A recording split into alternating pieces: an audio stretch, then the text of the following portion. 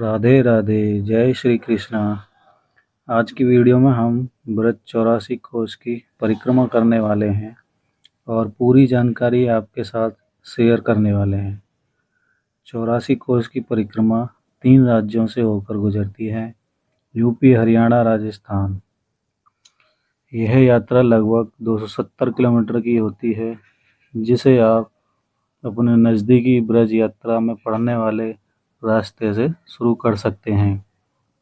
हमने ये यात्रा राया बाईपास के फ्लाईओवर के पास से शुरू की है। ब्रज यात्रा में आपको खाने पीने की कोई भी समस्या नहीं होने वाली है।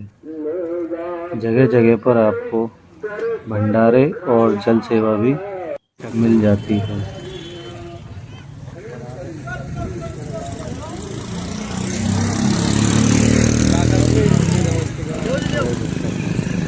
हमारा बात तुरंत बनाया, बहुत जोरदार बनाया हमारा। तुम तो क्या बात कर रहे हो? दाऊ जी तक जाओ, सेट है जी, सेट। तुम मेरे से बोल रहे हो। जल सेवा करने के बाद हम बढ़ते हैं धीरे धीरे आगे की तरफ। जो ये रास्ता है जो राया से बलदेव गांव की तरफ जाता है। राया से बलदेव गांव की दूरी 16 किलोमीटर होती है। राधा नाम जपते हुए हम बढ़ते हैं आगे की ओर और हमें रास्ते में कुछ लोग मनोरंजन करते हुए दिखाई देते हैं, जैसा कि आप देख सकते हैं। और कुछ दूर चलने के बाद में एक भंडारे की सुविधा नज़र आती है, जहाँ पर कुछ भक्त विश्राम कर रहे होते हैं। और शाम का टाइम हो जाता है, हल्का हल्का अंधेरा छा जाता है और आप देख सकते हैं कि कितना ज़बरदस्त व्यवस्था बना रखी है। ये है श्री कृष्ण प्रेम वाटिका, जो कि बलदेव गांव के रास्ते में ही पड़ती है।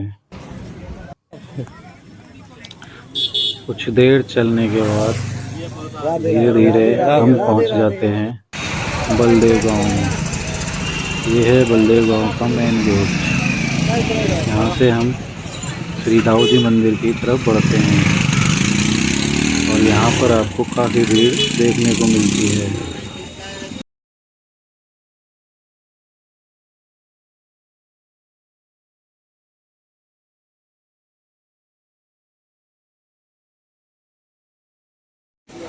ये भाई दाऊ जी के मंदिर के पास में शॉप बनी हुई है प्रसाद वगैरह की, आप देख सकते हैं।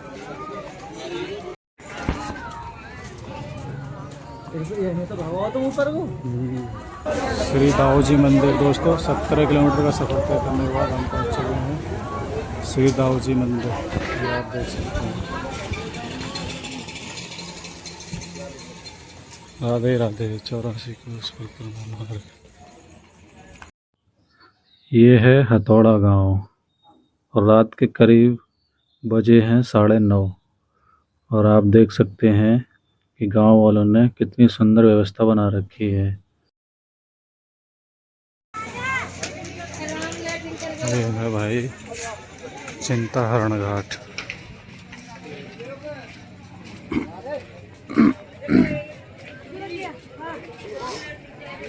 मंदिर बना हुआ है, यहाँ पर ठहरने की व्यवस्था है।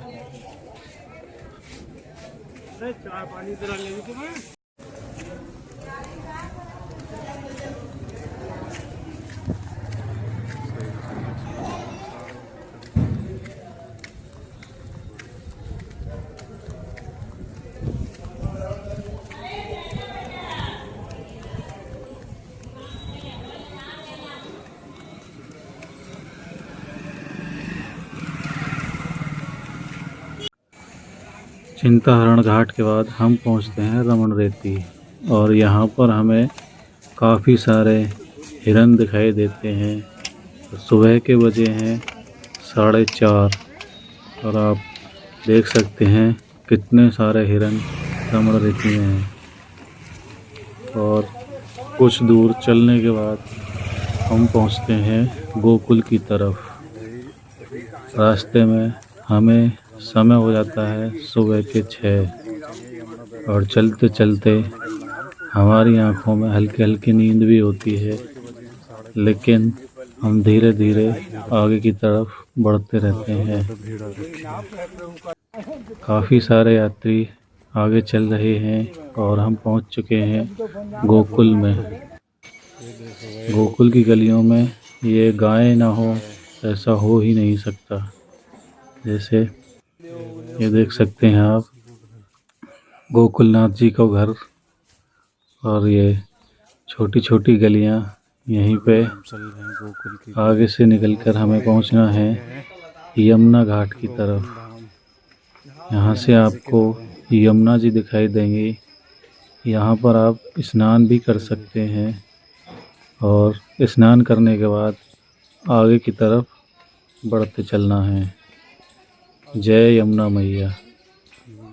तो अभी चलते हैं यमुना जी में यमुना घाट दर्शन करने के लिए। बैराज है इधर, स्नान यहाँ पर काफ़ी सारे भक्त स्नान भी कर रहे हैं और यहाँ से प्रसाद वगैरह यमुना मैया में चढ़ाकर आगे की तरफ बढ़ जाते हैं।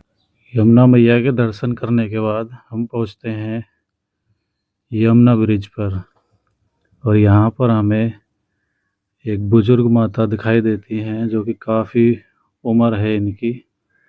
मेरे अंदाजे से लगभग 80 से 85 साल उम्र होगी माता जी की और राधा नाम जपते हुए चल रही हैं माँ जी। हम पहुँचते हैं मथुरा की तरफ और यहाँ पर हमें सूर्य देव जी के दर्शन भी होते हैं। सुबह सुबह चलते रहो तुम। काफ़ी मनमोहक दृश्य हमें देखने को मिलता है।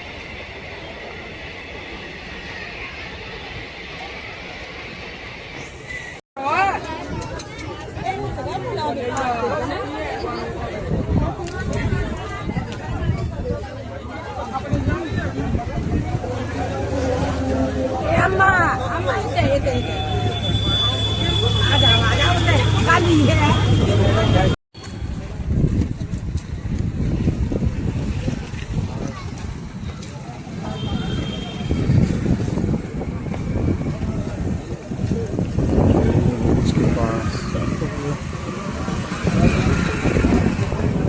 गाँव तारसी।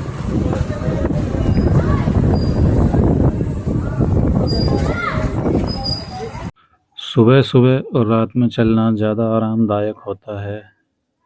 दोपहर में चलने में थोड़ी कठिनाई होती है और दोपहर में ज़्यादातर विश्राम करने की कोशिश करें, नहीं तो आपको पानी की समस्या हो सकती है और गर्म हवाएं भी ज़्यादा तेज़ चलती हैं। इसलिए दोपहर में ज़्यादातर आराम करने की कोशिश करें। शाम को 3 या 4 बजे से अपनी यात्रा फिर से शुरू कर सकते हैं। राधे राधे। जय श्री कृष्णा।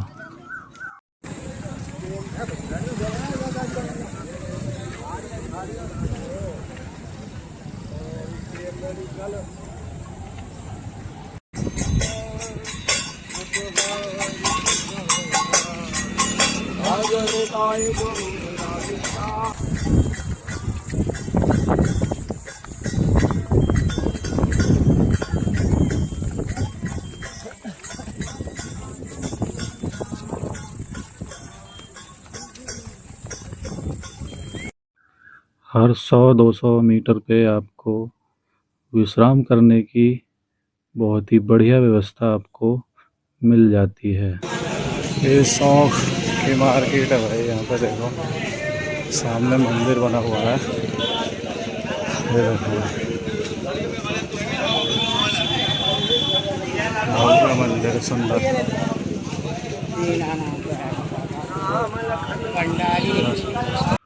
सौंख गांव को पार करने के बाद हम पहुंच जाते हैं राजस्थान यूपी बॉर्डर पे। अभी सुबह के बजे हैं 4:30 और आप देख सकते हैं कि हम पहुंच चुके हैं राजस्थान में। ये कुछ राजस्थान के गांव हैं जहां पे जगह जगह पे धर्मार्थ प्याऊ लगा रखते हैं। डीग यहाँ से 4 किलोमीटर आपको नज़र आएगा। देखो भाई गन्ना का रस चल रहा है यहाँ पर। 10 रुपये गिलास, 20 रुपये गिलास।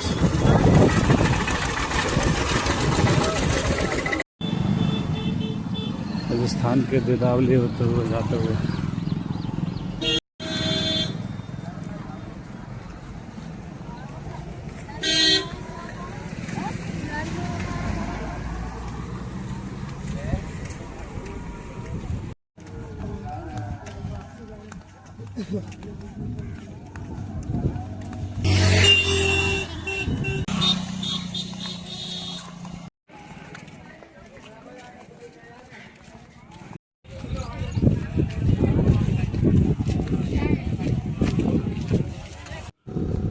सामने इस पहाड़ी को पार करने के बाद हम पहुंचेंगे आदि बद्रीनाथ मंदिर, जो भगवान श्री कृष्ण ने अपने माता पिता के लिए बनवाया था, जो सतयुग से द्वापर युग तक यहीं पे रहे थे।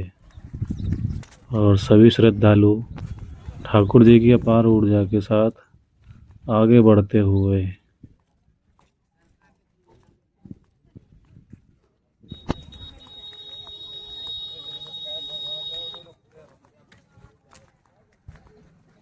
बहुत गर्मी है भाई, टेम्परेचर 50 के पास है बिल्कुल।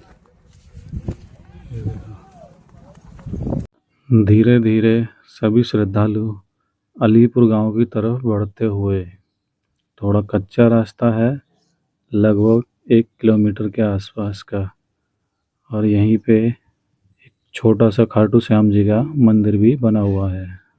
और फिर हम पहुंच जाते हैं श्री आदि बद्रीनाथ धाम। यहाँ पहुंचने पर सबसे पहले आपको योग माया जी का मंदिर दिखाई देता है। यहाँ पर आप दर्शन करना बिल्कुल भी ना भूलें।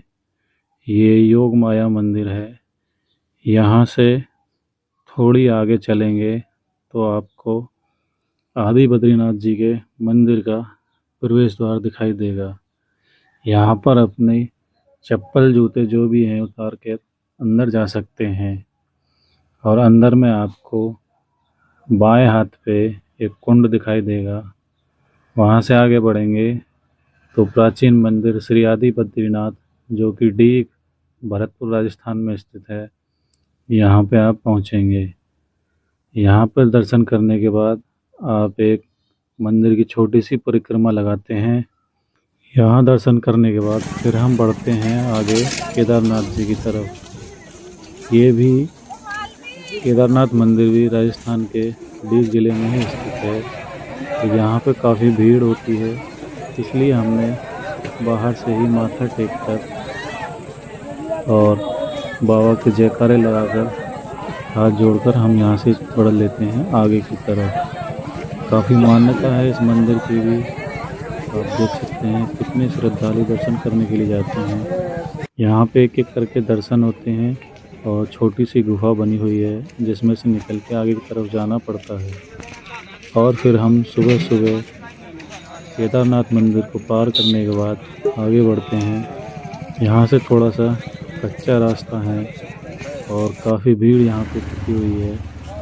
यहाँ से कामा 6 किलोमीटर और बरसाना 19 किलोमीटर रह जाता है। बिला गांव अंगरावली पड़ता है। और श्रद्धालु धीरे धीरे आगे बढ़ते हुए पहुँचते हैं मंदिर चरण पहाड़ी परिक्रमा मार्ग के पास में। कुछ दूर चलने के बाद हम पहुंचते हैं श्री घेरे वाली चामुंडा माता मंदिर कामवान कामा में, जो कि राजस्थान में ही स्थित है। और यहाँ पर दर्शन करके हम बढ़ते हैं अगले गांव की तरफ, जो कि आप देख सकते हैं दोपहर का टाइम है, काफ़ी कम श्रद्धालु आपको नज़र आएंगे।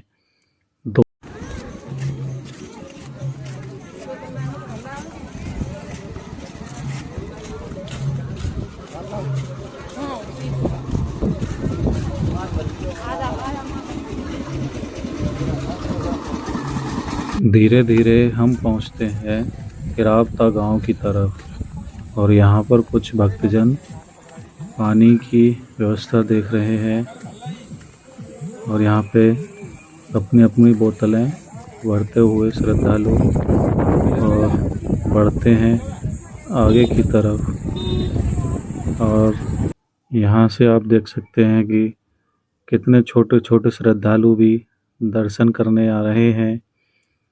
ये देख सकते हैं कितना प्यारा भक्त है जो इसकी माता श्री इसको लेकर जा रही हैं। कितनी छोटी छोटी गाड़ी है और कितना प्यारा दृश्य देखने को मिल रहा है रास्ते में। राधे राधे, जय श्री कृष्णा। सबकी मनोकामना पूर्ण करना। हर एक गांव में आपको परिक्रमा के दौरान जगह जगह पर पानी की व्यवस्था, रुअफ़ज़ा की व्यवस्था और भंडारे की व्यवस्था आपको मिल सकती है। छोटे छोटे श्रद्धालु भी आपकी सेवा में लगे हुए हैं। और इस गांव को पार करने के बाद हम पहुंचते हैं अगले गांव नौनेरा में। नौनेरा गांव में भी आपको हर चीज़ की सुविधा मिल जाती है और प्याऊ वगैरह, भंडारे वगैरह भी मिल जाते हैं। छोटे छोटे श्रद्धालु आपकी सेवा में लगे हुए हैं। राधे राधे, जय श्री कृष्णा। और यहाँ से आगे बढ़ते हुए हम पहुँचते हैं राजस्थान और यूपी बॉर्डर की तरफ। यहाँ से होडल 19 किलोमीटर, पलवल 49 किलोमीटर रह जाता है। बिरज नगरी, बिछौर जिला, नूंह, हरियाणा में आपका हार्दिक स्वागत है। और हम पहुँचते हैं बिछौर गांव में। ये हरियाणा का गांव है बिछौर। और यहाँ पे श्रद्धालु आगे बढ़ते हुए, काफ़ी बड़ी मार्केट है यहाँ पर भी। लगभग इसको पार करने में 2 से 2.5 किलोमीटर की दूरी तय करनी पड़ती है, जो कि गांव की छोटी बड़ी गलियों से होकर गुजरती हैं। चलो चलो।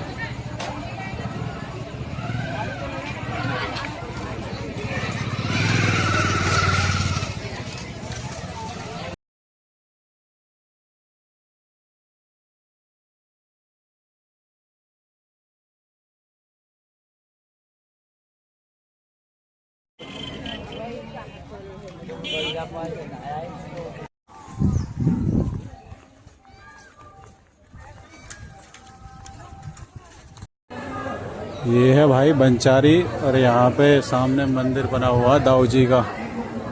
ये बहुत बड़ा मंदिर है, सामने दाऊ जी का मंदिर बना हुआ है।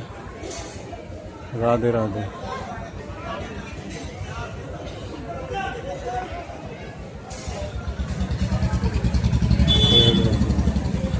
ये पूरा मंदिर प्रांगण, इस पर लिखा हुआ परिक्रमा उधर चल रहा है।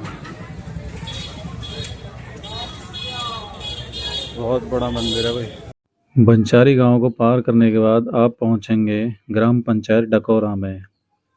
यहाँ पे धर्मशाला बनी हुई है। जो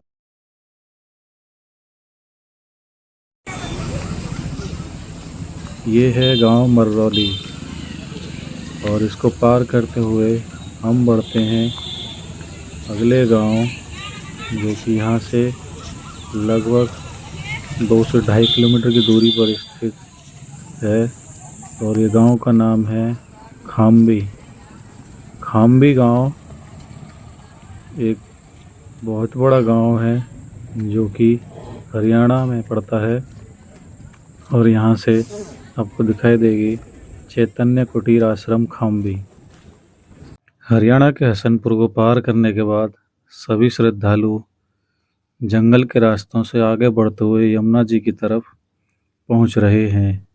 यमुना नदी पर अभी पुल का निर्माण कार्य प्रगति पर है। उसमें अभी काफ़ी समय लग सकता है। अभी वहां पर प्राइवेट पुल बना रखा है।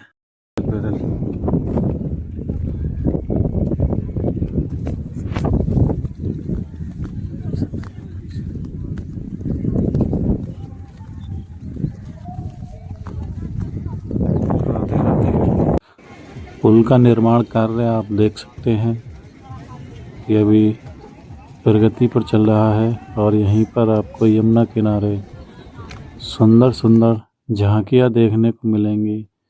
और यहाँ कुछ लोगों ने ये मनोरंजन की व्यवस्था श्रद्धालुओं के लिए कर रखी है और सभी श्रद्धालु झांकियों का आनंद लेते हुए आगे बढ़ रहे हैं।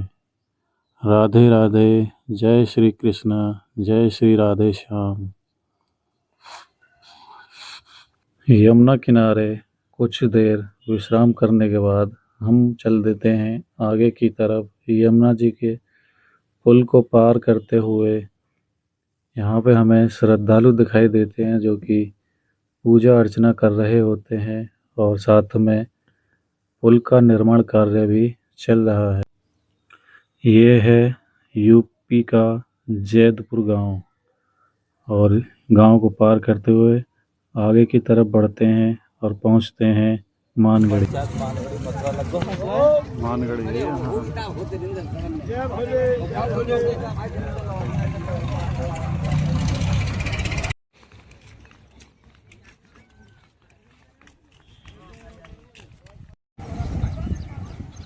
अभी हम पहुंच चुके हैं बाजना नगर पंचायत बाजना मथुरा।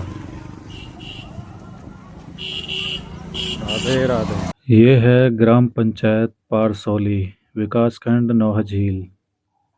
यहाँ से आगे बढ़ते हुए हम पहुँचते हैं अगला गांव बरौठ।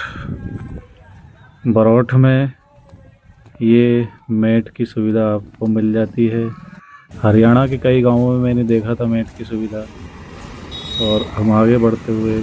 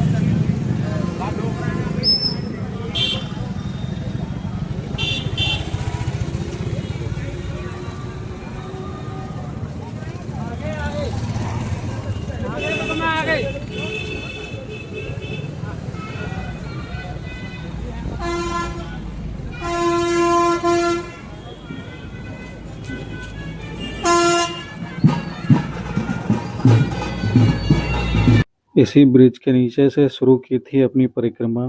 राधे रानी की कृपा से संपूर्ण यात्रा बिना किसी परेशानी के पूर्ण कर ली है। सभी श्रद्धालुओं को मेरी तरफ से राधे रानी से आशीर्वाद मांगता हूँ और सभी सकुशल अपनी परिक्रमा पूरी करें।